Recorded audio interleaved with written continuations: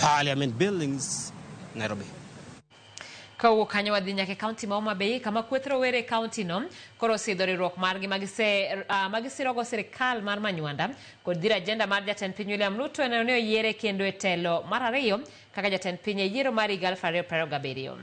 Rowerego ma onywando mago manie lap mar siasa, jobodaboda kod rowere manie sekta mar ohala wacho ni wuoth makoro gichako magitiso ni kumi bila break mar siro dongruok ma jatend piny timo e county ma Homa Bay.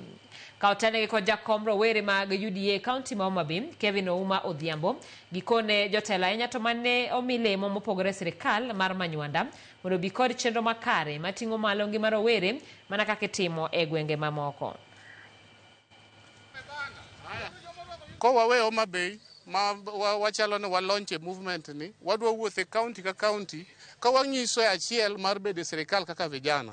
Wadwa wuotho kwa jiwo vijana e counties mamoko bondo riwre e wuoth achiel ni bondo gidongre to wa support sirikal.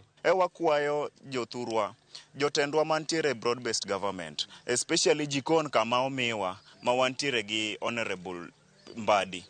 Wakwayo mondo empower youths with grants ma wanyalo dongorego. Wariwore maonge gimoro ni jo ODM gi jo UDA. Wariwore kaka yudhe te ma Homa Bay County mane buo loch mar Raila Amolo Odinga gi William Samoei Ruto.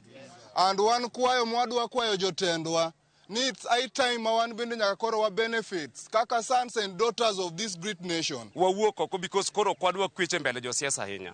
Wadwa ni mondo wawuog oko kaka jo mathindo wachak wendni wa mondo wang'e to wanyalo dongore nade omiyo wabedo gi riwruogni. Ta wakwayi broad based kanyo ni mine ma wan go kalure go helni mwatimo ok nyal konyowa kech gitindo tindo.